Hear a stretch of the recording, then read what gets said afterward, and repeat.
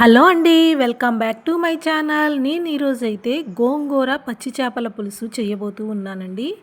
నా స్టైల్‌లో అంటే మా విలేజెస్‌లో ఎలా చేసుకుంటారు, ఏమేమి వాడతాము అనేది ఇక్కడ వీడియోలో క్లియర్‌గా చూపిస్తాను. ఇప్పుడైతే చేపల కూర, గోంగూర కలిపి ఎలా చేయాలి అనేది ఇక్కడ చూపిస్తూ ఉన్నానండి. ముందుగా అయితే ఒక కడాయి అనేది పెట్టుకున్నాను. దానిలో 2 టేబుల్ స్పూన్ వరకు ఆయిల్ అనేది వేసుకున్నానండి. నార్మల్గా అయితే మనకి ఫిష్కి కొద్దిగా ఆయిల్ అనేది ఎక్కువే పడుతుంది. నేను చేపలకి కొద్దిగా ఉప్పు, కారం, ఆయిల్ కలిపి ఒక గంట నానబెట్టాను. ఇక్కడ చూడండి, ఆయిల్ కొద్దిగా హీట్ అవ్వగానే కొంచెం మెంతులు అనేది వేసుకున్నాను. ఒక్క పావు టీ స్పూన్ వరకు, జస్ట్ మనకది ఫ్లేవర్ కోసమేనండి. వేగిన తర్వాత అల్లం వెల్లుల్లి పేస్ట్ అయితే ఒక టేబుల్ స్పూన్ వరకు వేసుకుంటున్నాను. ఈ అల్లం వెల్లుల్లి పేస్ట్ కూడా మంచి అరోమా వచ్చే వరకు ఫ్రై చేసుకోవాలి. అంటే పచ్చివాసన పోయి చక్కగా వేగే వరకు ఫ్రై చేసుకోవాలన్నమాట. ఇలా ఫ్రై అయిన తర్వాత దీనిలోకి ముందుగా కట్ చేసి పెట్టుకున్నటువంటి ఆనియన్స్ అనేది వేసుకుంటున్నానండి.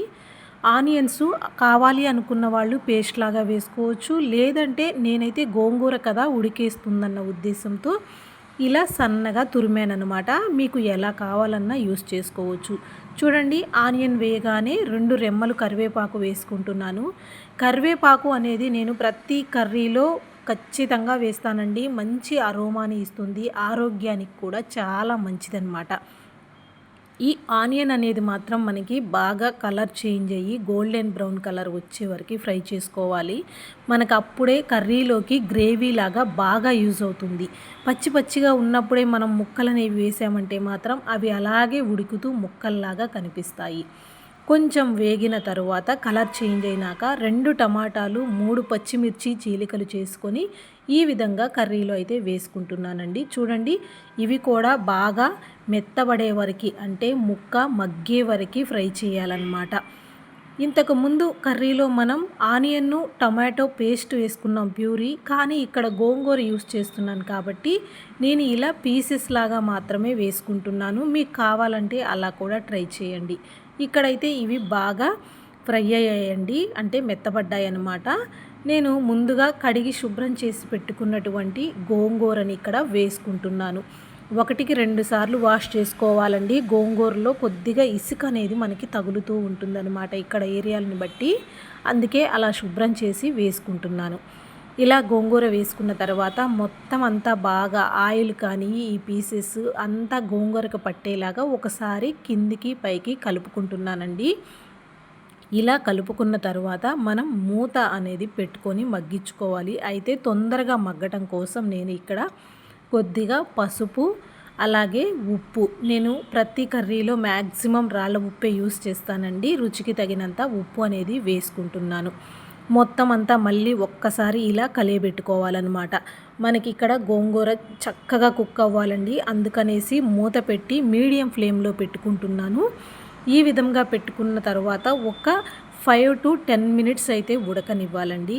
తర్వాత ఉడికింది, చూడండి మూత తీసి చూపిస్తున్నాను. ఇలా మనకి బాగా మెత్తబడిందనమాట. దీనిని గంటెతో మెదుపుకున్నా కూడా మెదిగిపోయేలాగా ఉండాలి. అంత మెత్తగా ఉడకాలండి.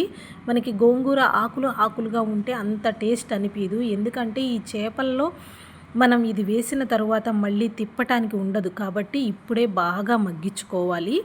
ఇలా మగ్గిన తర్వాత రుచికి సరిపడినంత కారం వేస్తున్నానండి. ఇదైతే మసాలా కారం కాదు, గొడ్డు కారం అంటాం కదా, అది వేసుకుంటున్నాను. ఎందుకంటే దీనిలో మసాలా దినుసులు అనేవి ఏమీ వేయమండి. నాన్ వెజ్ కర్రీస్కి సపరేట్గా ఇలా కారం అనేది పట్టించుకుంటాం కాబట్టి.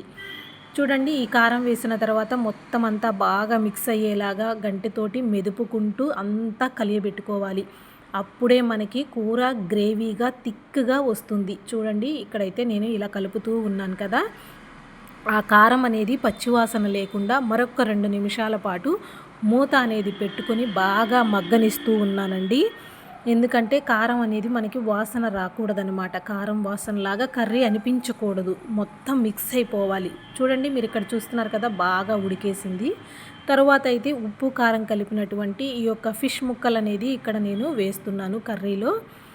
అయితే ఇవి ఫ్రై కోసం తీసిన ముక్కలండి, అందుకే మీకు ఇట్లా కనిపిస్తూ ఉన్నాయి. ఇలా ఒకదానికొకటి పక్క పక్కనే మొత్తం పేర్చుకుంటున్నానండి. ఒకదానిపైన ఒకటి ఫిష్ ముక్కలు ఎప్పుడూ వేసుకోకూడదు, ఎందుకంటే చిదురు చిదురైపోయి మనకి కర్రీలోకి ముళ్ళన్నీ దిగిపోతాయి అన్నమాట.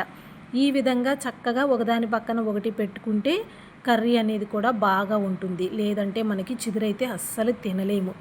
ఇలా మూత పెట్టుకొని 2 నిమిషాల పాటు మగ్గనిచ్చానండి. తరువాత నేను ఈ ముక్కల్ని రెండో పక్కకి టర్న్ చేసుకుంటున్నాను, ఎందుకంటే మరీ ఎక్కువగా బాయిల్ అయిన తర్వాత మనం ముక్కల్ని అస్సలు కదల్చలేము, ఎందుకంటే తునిగిపోతూ ఉంటాయి కాబట్టి. చూడండి, ఇలా మొత్తం కూడా రెండో పక్కకి టర్న్ చేసుకుంటున్నాను. ఇప్పుడైతే కొద్దిగా పచ్చిగా ఉన్నాయి కాబట్టి విరగటం లేదు, మనకి తిప్పుకున్నా కూడా బాగున్నాయి అన్నమాట. రెండు పక్కల మనకి ఈ పులుపు ఈ మసాలా అనేది పట్టాలి కాబట్టి ఈ విధంగా నేను రెండో పక్కకి టర్న్ చేసుకుంటున్నాను. అదే చేపల పులుసు అయితే మనం ఎక్కువగా పులుసు పెట్టుకుంటాం కాబట్టి ఇలా తిప్పే అవసరం అయితే ఉండదు పెద్దగా. ఇది గోంగూర కదా, థిక్గా ఉంటుంది కాబట్టి ఇలా రెండో పక్కకి టర్న్ చేసుకున్నాను అనమాట. చూసారు కదా, మన కర్రీ అయితే ఆల్మోస్ట్ 80% ఉడికిపోయిందండి. ఇలా తర్వాత 2 నిమిషాల తర్వాత కొద్దిగా చింతపండు పులుసు అనేది వేసుకుంటున్నాను. మీరు ఎక్కడికి వెళ్ళినా ఎంత దూరం వెళ్ళినా చేపలు అంటే ఖచ్చితంగా పులుపు అనేది తగలాలండి. ఎక్కువ కాదు, జస్ట్ ఒక్క గిద్ద లోపుగా ఈ యొక్క చింతపండు పులుసు అనేది వేసేసాను. వేసిన తర్వాత మూత పెట్టి మరొక 2 నిమిషాలైతే ఉడకనివ్వాలి. ఒక్కసారి మొత్తం కదుపుకుంటున్నానండి, అంటే గంట అనేది పెట్టకుండా ఈ పులుసు అనేది కింద వరకు దిగేలాగా ఇలా ఒక్కసారి మనం గిన్నెని ఊపుకోవాలన్నమాట. ఇట్లా ఊపటం వలన ఆ పులుసు ఆ ముక్కలు అంతా మిక్స్ అయిపోతాయి. ఇంకా ఇప్పటి నుంచి గంట అనేది పెట్టకూడదండి, పెడితే మాత్రం ముక్కలు తునిగిపోతాయి అన్నమాట. ఈ విధంగా ఉడికిన తర్వాత నేను ఇంట్లోనే ప్రిపేర్ చేసుకున్నటువంటి గరం మసాలా పౌడర్ అనేది వేసుకుంటున్నాను. ధనియాలు మొత్తం అన్ని లవంగా చెక్క మొత్తం కలిపి నేను మిక్సీ అయితే పట్టుకున్నానండి. ఆ పౌడర్ అనేది ఇక్కడ మీకు వేస్తూ ఉన్నానన్నమాట.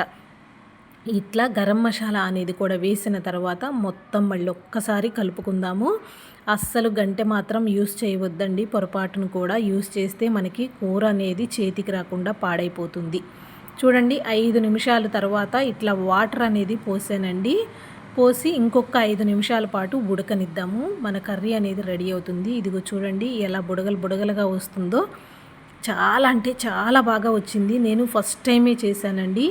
కర్రీ అనేది ఇట్లా రెడీ అయిపోయిందనమాట. చూడండి, చివరిగా కొత్తిమీర అనేది వేసుకొని జస్ట్ అలా గార్నిష్ చేసుకుంటున్నాను అనమాట. ఫైనల్గా మన చేపల కూర అయితే ఇట్లా ప్రిపేర్ అయింది. చూడండి, ముక్కలు కూడా ఎక్కడ తునగకుండా చక్కగా బాగా ఉడికాయి. కూర అయితే మాత్రం మొత్తానికి బాగా వచ్చిందండి. మీకు నేను ప్లేట్లో పెట్టేప్పుడు కూడా చూపిస్తాను ఎలా ఉంది ఏంటనేది. టేస్ట్ అనేది కూడా ఇప్పుడే తిని ఇప్పుడే చెప్పేస్తున్నానండి. చూడండి, ఎందుకంటే మనకి నాన్ వెజ్ కర్రీస్ అనేది వండుకున్నప్పుడు ఇంకా తొందరగా తినేయాలి అనేది ఒక ఆసక్తి ఇంట్రెస్ట్ ఉంటుందన్నమాట. అందుకే నేను ఈ విధంగా ముందే రైస్ కూడా పక్కన స్టవ్ పైన ఉడికించేసుకున్నానండి. ఇంక ఇట్లా మన కర్రీ అనేది ప్రిపేర్ అయిపోయింది. అలాగే రైస్ అనేది కూడా కుక్ అయిపోయింది కదా. ఇంకా వేడి వేడి అన్నంలోకి ఈ గోంగూర చేపల పులుసు అనేది బ్రహ్మాండంగా ఉంది. మీరు కూడా తప్పకుండా ఒకసారి ట్రై చేయండి. నచ్చితే మాత్రం లైక్ చేయటం మర్చిపోవద్దు. మరిన్ని వీడియోస్ కోసం మన ఛానల్ని సబ్స్క్రైబ్ చేసుకొని బెల్ బటన్పై క్లిక్ చేయండి. అలాగే హైప్ అనేది వస్తుందండి, హైప్ ఇవ్వండి. మీరు ఇచ్చే హైప్ అనేది చాలా మోటివేట్గా ఉంటుంది, మాకు మరికొన్ని పాయింట్లు యాడ్ అవుతాయి అన్నమాట. అదొక ఇన్స్పిరేషన్ లాగా ఉంటుంది. విలేజ్ స్టైల్ వంటకాలు మరెన్నో తెలుసుకోవాలి చూడాలి అనుకుంటే కనుక ఖచ్చితంగా మన ఛానల్ని ఫాలో అవ్వండి. చూస్తున్నారు కదా, ఇక్కడైతే రైస్ పెట్టుకొని ముక్కలు కూడా వేసుకుంటున్నాను. గ్రేవీ అనేది ఇలా తిక్కగా దగ్గర పడిపోయిందండి. ఇంకా అసలు అలా ఒక్క ముద్ద కలిపి నోట్లో పెట్టుకుంటే అసలు ఆ టేస్ట్ అనేది చెప్పలేమన్నమాట. అది తింటేనే మనకి అర్థమవుతుంది, ఎదుటి వాళ్ళకి చూస్తే అర్థం కాదనమాట. ఫైనల్గా గోంగూర చేపల కూర రెడీ అయిపోయిందండి. నాకైతే నచ్చింది, మీకు ఎలా అనిపించిందో కామెంట్ చేయండి.